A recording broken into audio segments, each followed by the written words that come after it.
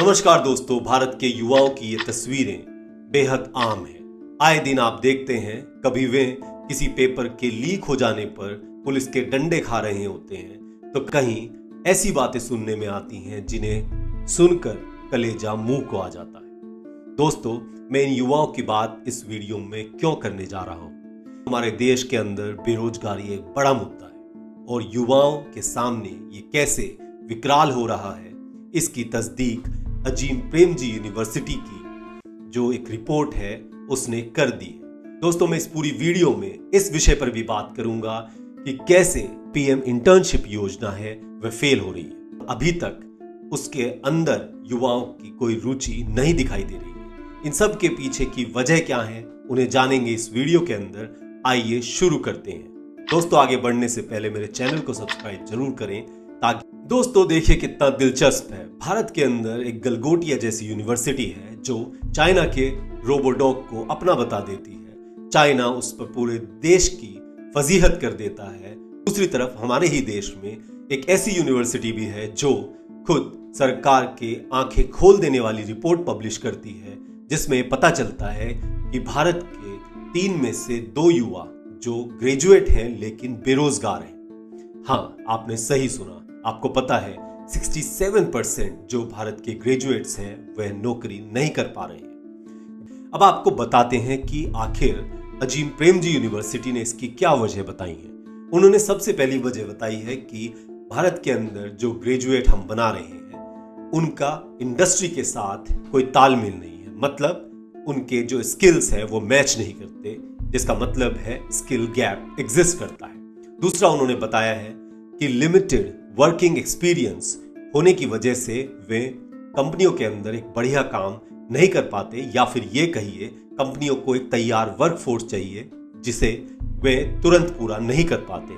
तीसरा है दोस्तों, हमारे देश के अंदर माँ बाप अपने बच्चों को सीने से लगा कर रखते हैं और तकरीबन 25 साल तक की उम्र होने के बावजूद ज्यादातर माँ बाप ऐसे हैं वे बच्चों को चांस पर चांस देते हैं। कभी बच्चा कहेगा कि पापा अभी तो मैं गवर्नमेंट जॉब की तैयारी कर रहा हूँ, कभी मम्मी कहेगी बेटा यूपीएससी कर, कभी कोई रिश्तेदार या कभी कोई जान पहचान वाले दबाव बनाएंगे। और इसी के बीच में वह स्वर्णिम समय जब उसे भारत की एक्टिव वर्कफोर्स ज्वाइन कर अपने बड़े सपनों को और भी बड़ी उड़ान देनी थी, उसी समय वह पीछे रह जाता है। और यहाँ पेरेंट्स को भी ये समझना होगा कि आप अपने बच्चे को जैसे ही ग्रेजुएशन करे उसे वर्कफोर्स का हिस्सा बनने के लिए कहिए, ताकि वह घर पर बैठकर अपना समय न खराब। दोस्तों, और जो कारण मैंने आपको बताए उन्हीं कारणों को कहीं ना कहीं सेटल करने के लिए भारत सरकार ने साल 2024 में अपनी पीएम इंटर्नशिप योजना की शुरुआत की। उसके लिए 66,000 करोड़ का बजट आवंटित किया गया,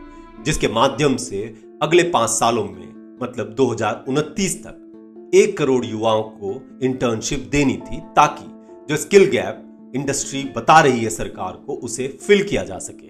दोस्तों, अक्टूबर 2024 में सरकार ने अपना पायलट प्रोजेक्ट लॉन्च किया।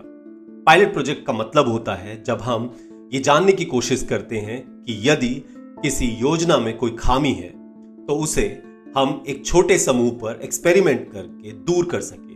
जैसे मसलन जिन युवाओं को हम इंटर्नशिप देना चाहते हैं उन्हें किस तरह की इंटर्नशिप की आवश्यकता है, उनका ग्रेजुएशन में कैसा बेस बना है और उसी तरह से उनकी फाइनेंशियल रिक्वायरमेंट क्या है, क्योंकि सरकार ने उन्हें प्रति माह 5,000 रुपए देने का वायदा किया था। तो क्या ये सस्टेनेबल है या नहीं?